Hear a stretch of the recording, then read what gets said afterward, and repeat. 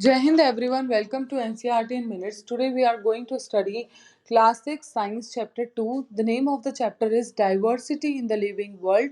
Here we will be covering all the topics of NCERT as well as some additional topics which are relevant to this. First is biodiversity. Biodiversity क्या होती है? Variety of plants and animals in a place, मतलब एक जगह पे बहुत अलग अलग तरह के प्लांट्स और एनिमल्स के होने को ही हम नेचर में जो होते हैं उन्हीं को हम बायोडाइवर्सिटी बोलते हैं. बायो मतलब animals and plants and diversity मतलब वेराइटी. इंपॉर्टेंस क्या है? ट्री से हमें फूड शेल्टर मिलेगा एनिमल्स को, जबकि एनिमल्स हेल्प करेंगे कि ट्रीज के जो सीड्स होते हैं उसको स्प्रेड करें ताकि ज़्यादा से ज़्यादा प्लांट्स और एनिमल्स उगे. अब इसका फ़ायदा क्या है? इससे हमें ये जानने को मिलता है कि जो एनिमल्स होते हैं वो प्लांट्स पे डिपेंड करते हैं और जो प्लांट्स हैं वो एनिमल्स पे डिपेंड करेंगे, मतलब दोनों एक दूसरे पे इंटरडिपेंडेंट होते हैं. नाउ हम we can see the diversity in the plants. कैसे हम उसमें डाइवर्सिटी या वैरायटी देख सकते हैं? Here you can see two pictures and you can see variety of the flowers. अलग अलग साइज के प्लांट्स हैं, उनके लीव्स अलग हैं. तो ये सब चीज़ें क्या है? उनके फ्लावर्स अलग होंगे, कलर चेंज होगा, उनका शेप अलग है, सेंट अलग है. जैसे ग्रास, तुलसी, हेबिस्कस, नीम, ये सारे प्लांट्स क्या है? अलग अलग टाइप के प्लांट्स. इसमें बहुत ज़्यादा वेराइटी है and this is called diversity in the plants. Now we can also see diversity in animals. Like animals जो होते हैं वो अलग अलग टाइप के होते हैं और उसको हम अलग अलग कैटेगरीज में ग्रुप कर सकेंगे. जैसे कि वो कहाँ पर रहते हैं, या तो वो लैंड पे रहेंगे या ट्री पे या वाटर पे या सॉइल पे. वो क्या खाते हैं, मतलब प्लांट्स, या तो वो सिर्फ प्लांट्स खाएंगे या एनिमल्स खाएंगे या दोनों ही चीज़ें खाएंगे. या कुछ एनिमल्स वॉक करते हैं, कुछ फ्लाई करते हैं, कुछ स्विम करते हैं. Here you can see the example. जो क्रो होता है वो फ्लाई करता है और इंसेक्ट्स खाता है, जबकि जो आंट होती है वो वॉक करती है और वो लीव्स और सीड ही खाएगी.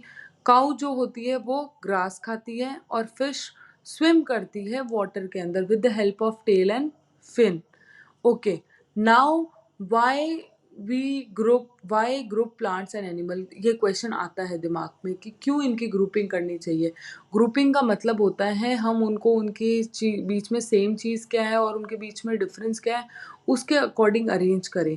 इससे हमारी जो स्टडी उनके बारे में करेंगे वो बहुत सिंपल हो जाएगी. यहाँ पे मैं आपको एक एग्जांपल देती हूँ. दो शेल्फ आप देख सकते हो, एक तो जिसमें बुक्स बहुत अच्छे से अरेंज है और एक जहाँ पे बुक्स बिल्कुल बड़ी मैसी तरीके से स्प्रेड हो रखी है. तो जहाँ अच्छे से अरेंज है वो क्या करेगा, हमें हेल्प करेगा कि हम इजीली जो बुक हमें चाहिए या स्टडी करनी है वो हम पिक कर सके. तो इसीलिए हम एनिमल्स और प्लांट्स की ग्रुपिंग करते हैं. अब जब हमने ग्रुपिंग करी तो प्लांट्स 5 टाइप के मिले which are mentioned in your class 6 NCERT. They are herb, shrub, trees, creepers and climbers. सबसे पहले हम हर्ब की बात कर सकते हैं.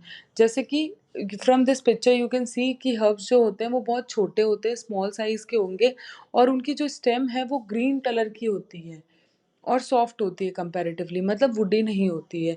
Second you can C shrub.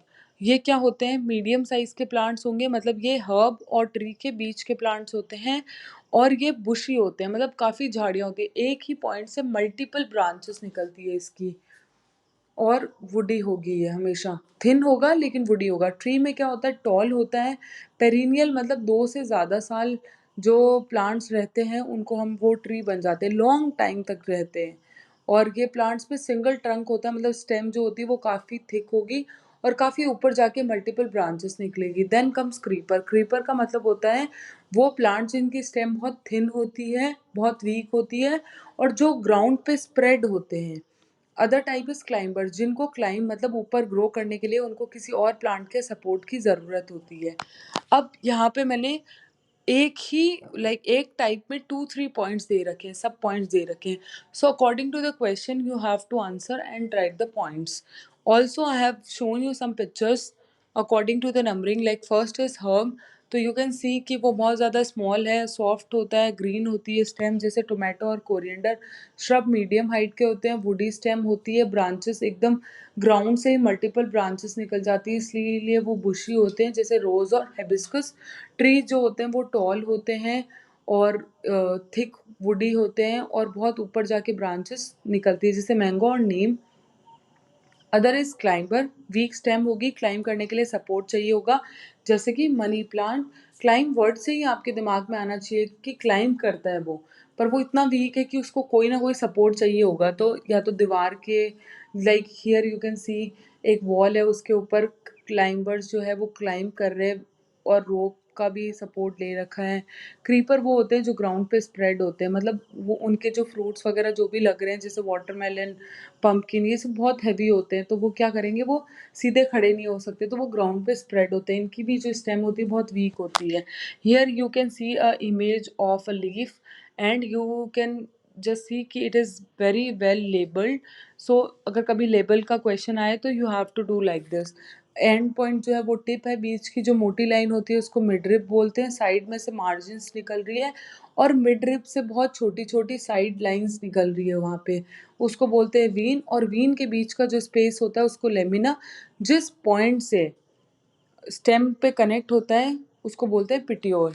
अब प्लांट्स को हमने दो पार्ट्स में या दो टाइप में ग्रुप कर दिया है डिपेंडिंग अपॉन कि उनमें कैसा लीफ है, और लीफ का हम कैसे डिफरेंशिएट करेंगे उसके वेनेशन के पैटर्न से। अब आप पूछोगे वेनेशन क्या होता है, जो वीन्स हमने लास्ट स्लाइड में देखी थी, तो वीन्स क्या होती है, कुछ पैटर्न्स बनाती है। अगर वो नेट के जैसा पैटर्न बना रही है तो वो क्या हो गया, रेटिकुलेट वेनेशन। और ये एक नेट लाइक पैटर्न बनाएगी, लीफ का एग्जाम्पल होता है इसका, हिबिस्कस में मिलता है और मैंगो में मिलता है। जबकि पैरेलल वेनेशन मतलब होता है कि जो लाइंस होती है ना वीन्स की, वो क्या होती है, एक दूसरे से पैरेलल रन करेगी, वो कभी भी एक दूसरे को क्रॉस नहीं करेगी। इसका एग्जाम्पल है ग्रास, बनाना, मेज एंड व्हीट।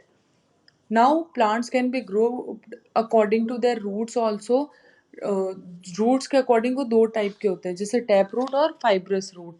टैप रूट का मतलब होता है एक मेन रूट होगी और साइड में बहुत सारी प्राइमरी रूट्स होती है, मतलब वन मेन रूट और साइड रूट्स निकलेगी। जैसे यहाँ पे एक कैरेट यू कैन सी, बीच में से बहुत मोटी होती है और साइड से बहुत छोटे छोटे रूट हेयर्स टाइप निकलते हैं, इसी को हम बोलते हैं tap root. Mustard, hibiscus, carrot, radish, ये सब इसके एग्जाम्पल है।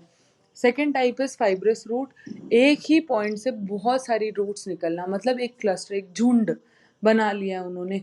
इसमें कोई भी मेन रूट नहीं होती है और सारी रूट्स इक्वल होती है। इसका एग्जाम्पल है grass and wheat. Now plants can be divided into two parts depending upon कि उसमें किस टाइप के सीड्स हैं। तो एक वर्ड याद रखना, कॉटिलेडन। जो सीड्स होता है उसको जब हम ब्रेक करेंगे अंदर छोटी सी लीव्स होती है, कितनी लीफ है उसके अकॉर्डिंग हम डिवाइड करते हैं। डाइकॉट के अंदर दो कॉटिलेडन होते हैं, मतलब दो कोट्स होंगे, दो टाइप की लीव्स होगी, जबकि मोनोकॉट के अंदर एक सिंगल कॉटिलेडन है। मोनो मतलब वन, डाई मतलब टू। मोनोकॉट मतलब वन कॉटिलेडन, डाइकॉट मतलब टू कॉटिलेडन। अब आपको एक बहुत इंटरेस्टिंग चीज़ मैं बताती हूँ कि रूट्स, लीव्स और सीड के बीच में भी एक रिलेशनशिप होता है। जैसे कि जिसके अंदर रेटिकुलेट वेनेशन होगा उसके अंदर टैप रूट ही होगा और हमेशा डाइकॉट सीड ही होंगे। इसके एक बहुत शॉर्ट फॉर्म मैंने बनाया है, DTR, that is don't talk regularly. Dicot, tap root and reticulate, please follow me. PFM, that is parallel, fibrous and monocot. मतलब पैरेलल जहाँ पे होगा वहाँ फाइब्रस रूट होगी और मोनोकॉट सीड होगा। हम एनिमल्स को उनके मूवमेंट्स, मतलब वो कैसे वॉक कर रहे हैं या कैसे मूव कर रहे हैं, उसके अकॉर्डिंग अलग अलग कैटेगरीज में डाल सकते हैं। जैसे आंट होती है वो क्या करती है, लेग से वॉक करेगी। गोट जो होती है वो वॉक करती है और जंप भी करती है। पिजन वॉक करता है, फ्लाई करता है। फिश स्विम करती है with the help of fins. So different type of animals हो गए। अब हम एनिमल्स को उनकी ईटिंग हैबिट्स के अकॉर्डिंग भी ग्रुपिंग कर सकते हैं। जैसे हर्बीवोर्स, हर्बीवोर्स वो एनिमल्स या प्लांट्स होते हैं, वो एनिमल्स होते हैं जो सिर्फ प्लांट्स खाते हैं, जैसे कि काऊ, गोट, डियर एक्सेट्रा। कार्निवोर्स जो एनिमल्स खाते हैं जैसे लायन और टाइगर। ओमनिवोर्स जो प्लांट्स भी खाते हैं और एनिमल्स भी खाते हैं, जैसे crow, humans, bear etcetera. Bear को बेयर बोलते हैं वैसे। ग्रुपिंग ऑफ एनिमल्स, अब हम उनकी हैबिटेट्स के अकॉर्डिंग भी उसको ग्रुप कर सकते हैं। हैबिटेट का मतलब होता है उनका नेचुरल होम, कहाँ पे वो ऑलरेडी रहते थे। अब कुछ एनिमल्स हैं जो लैंड पे रहते हैं, उनको हम बोलते हैं टेरेस्ट्रियल, जैसे लायन और कैमल। कुछ होते हैं एक्वेटिक, जैसे जो पानी में रहते हैं, जैसे फिश और व्हेल। कुछ होते हैं एम्फीबियंस, जो लैंड पर भी रह सकते हैं और वाटर में भी रह सकते हैं, जैसे कि frog and tortoise. Next topic is very very important, that is adaptation. Adaptation का मतलब क्या होता है, अब देखो कहीं पे बहुत ज़्यादा गर्मी होती है, कहीं पे बहुत ज़्यादा ठंड होती है, तो एनिमल्स और प्लांट्स को क्या करना होता है कि खुद के अंदर कुछ एक स्पेशल टाइप की क्वालिटीज़ डेवलप करनी पड़ती है ताकि वो उस ठंडी या गर्म जगह पे रह जाएं। तो इन्हीं चीज़ों को जो स्पेशल फीचर्स होते हैं, इन्हीं को हम बोलते हैं अडेप्टेशंस। ये उनको हेल्प करती है कि वो एक्सट्रीम हीट, कोल्ड, इन सब से वो बच जाए। जैसे प्लांट्स होते हैं ना, उसमें भी हम डिफरेंट टाइप के अडेप्टेशंस पढ़ेंगे, एनिमल्स में भी, बर्ड्स में भी। एक एग्जांपल यहाँ पे दे देती हूँ, प्लांट्स जैसे कैक्टस के अंदर स्पाइंस, मतलब कांटे जैसी लीव्स कन्वर्ट हो जाती है क्योंकि पानी का कम लॉस हो। एनिमल्स में फिशेस होती है, जैसे कि वो पानी में कैसे सांस ले पाती है, ब्रीथ कर पाती है, क्योंकि उनके अंदर एक ऑर्गन होता है गिल्स, जबकि हमारे अंदर होता है लंग्स। बर्ड्स की जो डक होती है वो उनके वेब्ड फीट होते हैं, मतलब उनकी अंगुलियां जो होती है वो स्किन से जुड़ी हुई रहती है। फर्स्ट टाइप ऑफ अडेप्टेशन हम प्लांट्स में पढ़ रहे हैं, डेजर्ट प्लांट जैसे कि कैक्टस। अब कैक्टस का मैंने यहाँ पे डायग्राम बहुत अच्छा सा लगा रखा है, जिसमें हर एक पार्ट आपको लेबल करा गया है। जैसे थिक और वैक्सी स्टेम होगी ताकि वाटर लॉस कम हो। स्टेम जो होती है वो ग्रीन कलर की होती है, और लीफ जो होती है वो कन्वर्ट करके स्पाइक्स में कन्वर्ट हो जाती है, मतलब कांटों में कन्वर्ट हो जाती है, इसलिए वो कभी फोटोसिंथेसिस नहीं करती है कैक्टस में। कैक्टस में फोटोसिंथेसिस कौन करेगा? उसकी स्टेम करेगी, और स्टेम फ्लैशी होती है, थिक और फ्लैशी होगी, क्योंकि वो क्या करती है, खुद के अंदर वाटर स्टोर करती है।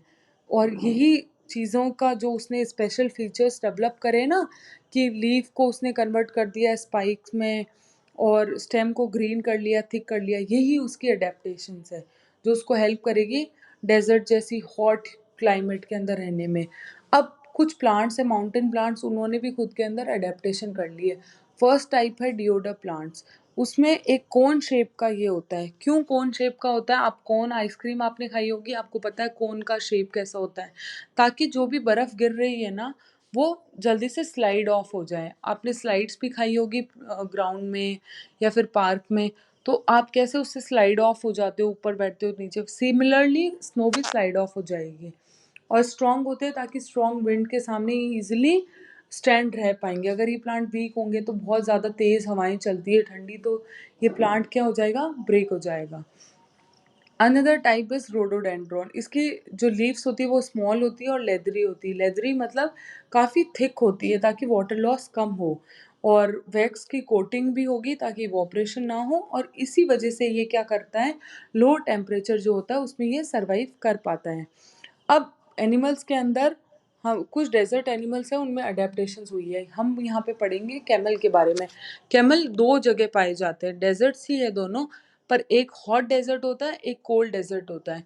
जो हॉट डेजर्ट है उसके अंदर you can see a image, first image, जिसके अंदर जो कैमल है उसके लेग्स काफ़ी लॉन्ग होते हैं, और उसके जो हूफ्स है बहुत वाइड होंगे, मतलब जहाँ से वो पैर रखना है, कदम रख रहा है, उसको बोलते हैं हूफ्स।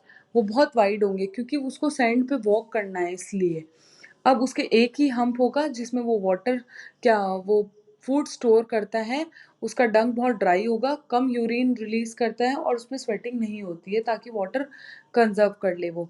कैमल जो होते हैं, जो कोल्ड डेजर्ट में है, उसके अंदर टू हम्प्स होते हैं, लेग्स बहुत शॉर्ट होंगे और बहुत ज़्यादा हेयर्स होते हैं।